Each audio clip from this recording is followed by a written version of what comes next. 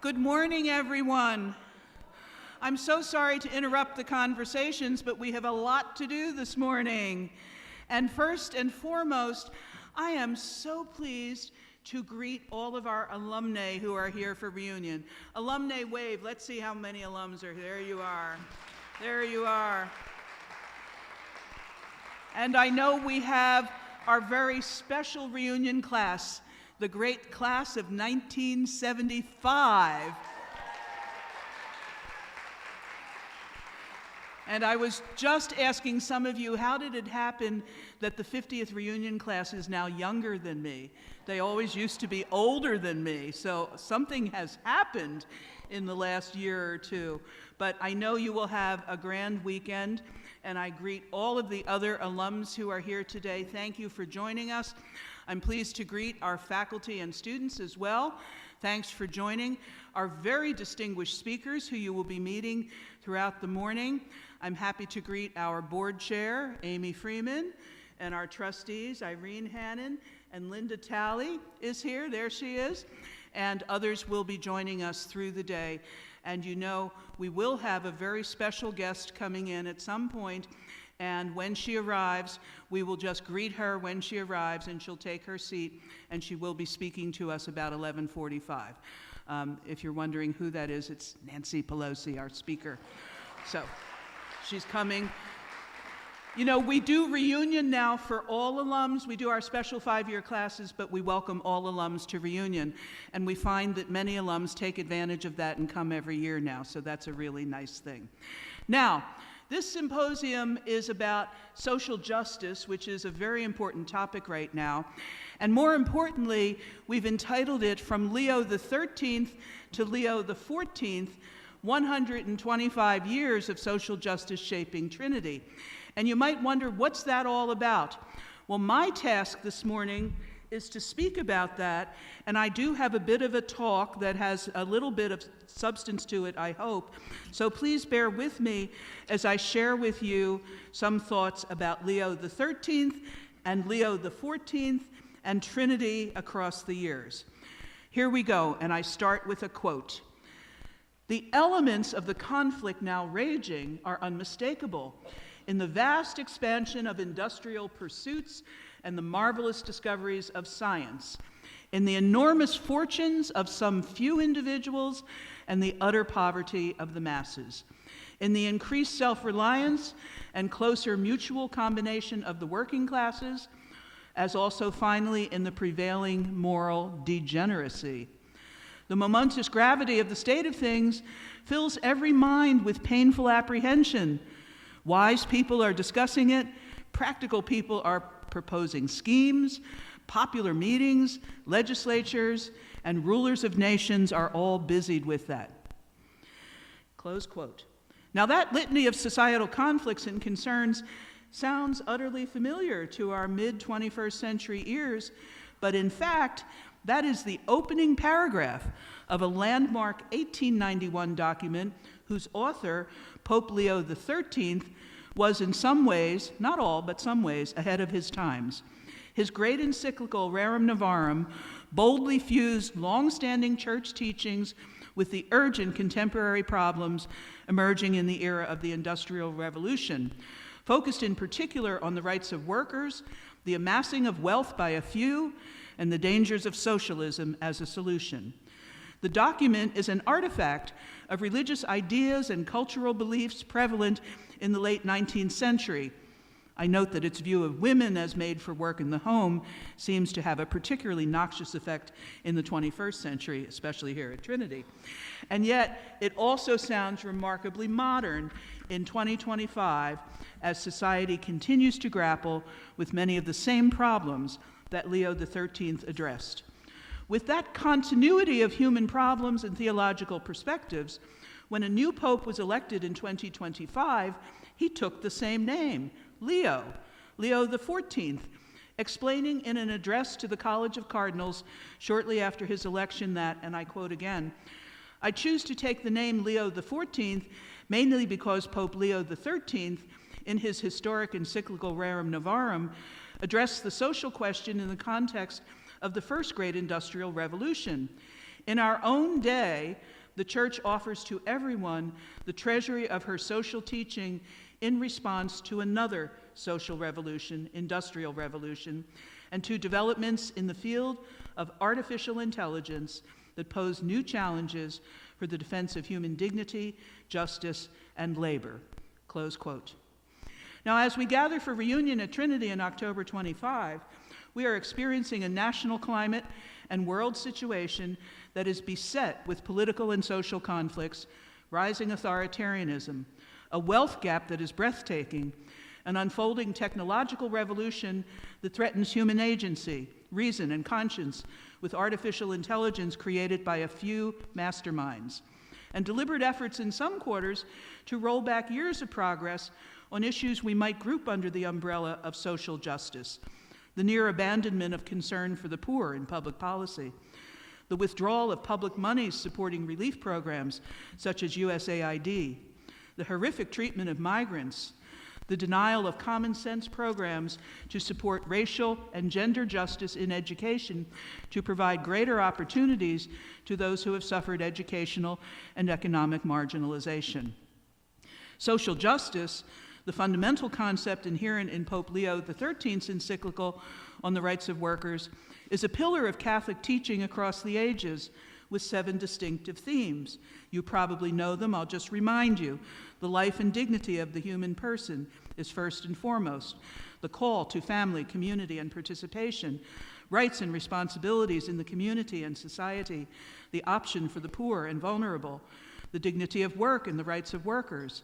Solidarity with our brothers and sisters. And care for God's creation. Now, Pope Leo XIII aptly summed up the idea of social justice in this paragraph in his encyclical, and I quote again from Rerum Novarum. As regards the state, the interests of all, whether high or low, are equal. The members of the working classes are citizens by nature and by the same right as the rich. It would be irrational to neglect one portion of the citizens and favor another, and therefore, the public administration must duly and solicitously provide for the welfare and comfort of the working classes.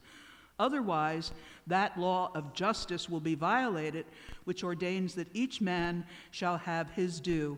We might say, each man and woman have his or her due. Among the many and grave duties of rulers who would do their best for the people, the first and chief act of the ruler is to act with strict justice, with that justice which is called distributive toward each and every class alike. Wisdom for our times. The Sisters of Notre Dame de Namur, our founders and spiritual mothers still influencing Trinity today, created at Trinity a college rooted in the ideas and ideals of social justice, with an expectation that we would not simply know and study those teachings, but act upon them throughout our lives as Trinity graduates. Founded by St. Julie Billiard in 1804 in France, and later moving to Namur in Belgium, the SNDs were known for their devotion to the education of women, girls, and the poor. In 1897 in Washington, they decided to expand their work to focus on justice for women in higher education, since women were largely excluded from Catholic colleges in that day. In a sense, what Leo XIII started in the 1890s, and now what Leo XIV carries forward with bold clarity into the mid-21st century, is a commitment to social justice that has shaped and guided Trinity for all of these 127 years. Now, a bit of historic context is important, so let's look back for a few minutes to that tumultuous time in 1897 when Sisters Julia McGuire and Mary Euphrasia Taylor were conspiring with Cardinal James Gibbons and the rector of Catholic University, Dr. Philip Garrigan, to launch the nation's first Catholic college for women. The SNDs were moving quickly. From March to August, they bought land, secured articles of incorporation in just a few months. We would never do anything that fast now, but they did it in 3 months. But trouble arose when their intentions became public, generating opposition to the very idea of a college education for women. It's safe to say that as progressive as we might think of him today, Pope Leo XIII was not a fan of the idea of Trinity College when he first heard about it. His view of women's rights and position in society was clear when he wrote in Rerum Novarum that, and I quote, "Women are not suited for certain occupations. A woman is by nature fitted for homework, and it is that which is best adapted at once to preserve her modesty and to promote the good upbringing of children and the well-being of the family," close quote. Leo also firmly held negative views about another practice that Catholic clerics generally viewed as a near occasion of sin, quote, "the amalgamation of the sexes," or in other words, the dreaded coeducation. The SNDs had no intention of making Trinity co-ed, but a vicious right-wing Monsignor at Catholic University, totally opposed to the whole idea of the new college for women, spread a rumor that the school would be co-ed, that the women would also take classes with the men at Catholic University.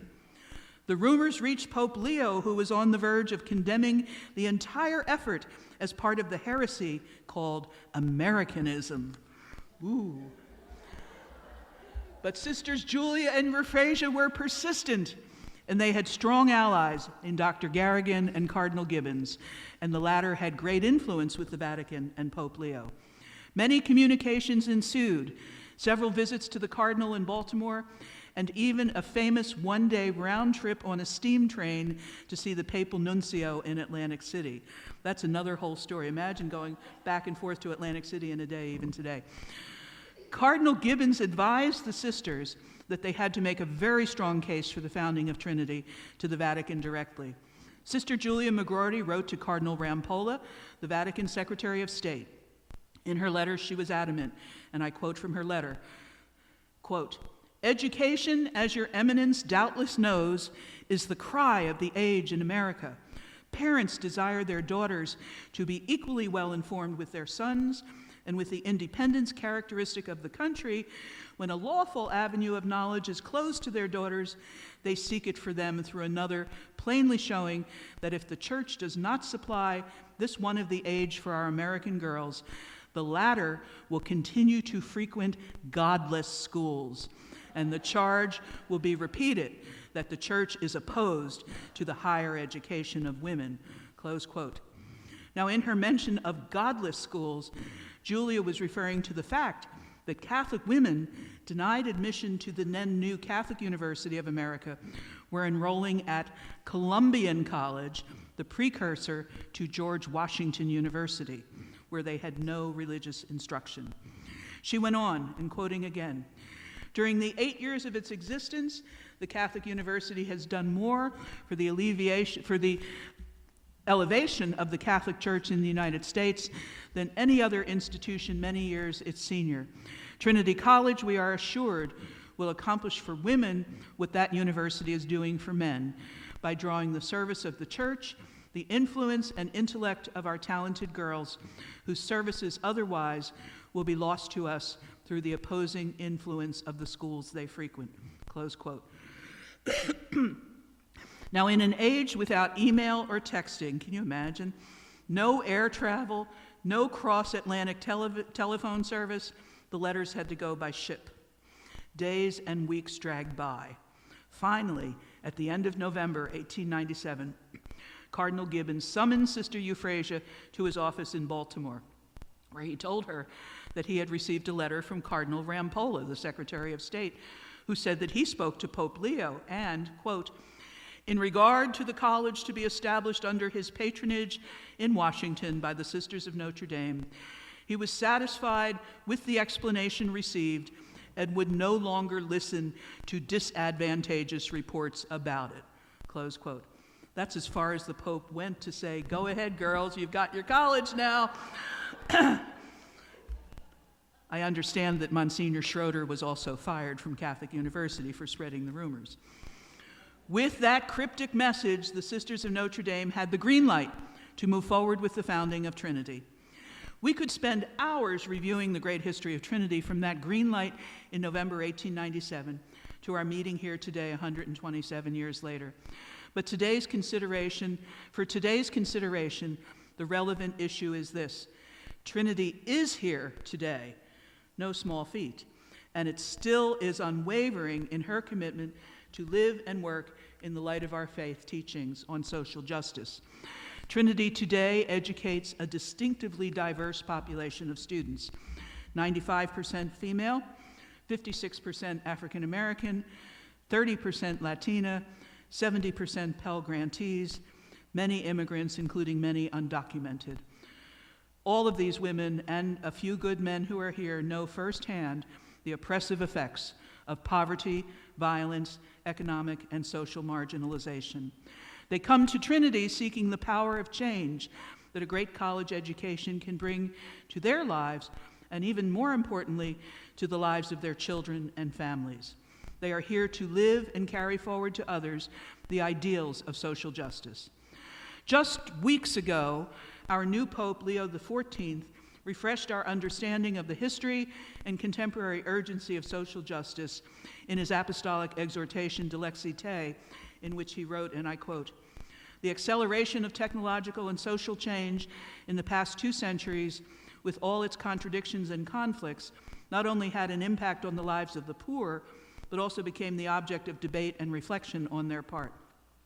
The various movements of workers, women, and young people, and the fight against racial discrimination gave rise to a new appreciation of the dignity of those on the margins of society. The Church's social doctrine also emerged from this matrix." Close quote. Dilexi Te reminds us that we recommit to solidarity with the poor and marginalized of our society. For Catholic educational institutions, this means radical inclusion of those who have been denied the advantages of educational opportunities that others have easily accessed. Pope Leo XIV writes again, quote, "Since ancient times, Christians have understood that knowledge liberates, gives dignity, and brings us closer to the truth. For the Church, teaching the poor was an act of justice and faith." And he goes on, "For the Christian faith, the education of the poor is not a favor, but a duty. Children have a right to knowledge as a fundamental requirement for the recognition of human dignity. Teaching them affirms their value, giving them the tools to transform their reality. Catholic schools, therefore, when they are faithful to their name, are places of inclusion, integral formation, and human development. By combining faith and culture, they sow the seeds of the future, honor the image of God, and build a better society." Close quote. Now, Pope Leo's words here echo the 1991 instructions of Pope St. John Paul II to Catholic higher education in his landmark document on Catholic higher education, Ex Corde Ecclesiae. And I quote from that document, "The Christian spirit of service to others for the promotion of social justice is of particular importance for each Catholic university. Every Catholic university feels responsible to contribute concretely to the progress of the society within which it works. For example, it will be capable of searching for ways to make university education accessible to all those who are able to benefit from it, especially the poor or members of minority groups who customarily have been deprived of it." Close quote, Pope John Paul II. Trinity today lives this mission of our church in all that we do. But we are immensely challenged by a political culture that actively and with some degree of malice disparages the works of mercy and solidarity, denigrates the whole idea of social justice, and that has said directly to colleges and universities that caring for equity and inclusion is wrong and possibly illegal. Trinity's mission is stronger and more durable than all of that, than all of the political winds of the moment. Even as those courageous sisters of Notre Dame dared to confront their opposition in 1897, smartly, politely, but firmly, so too Trinity today will continue to give our witness to a world that needs more light and less heat, more grace and less judgment, more solidarity, less opprobrium, more charity and hope for a better, more just and peaceful future. I hope today's program can engage you in this important discussion, not only for Trinity and the students we serve today, but for all of higher education, our nation, and church. Thank you.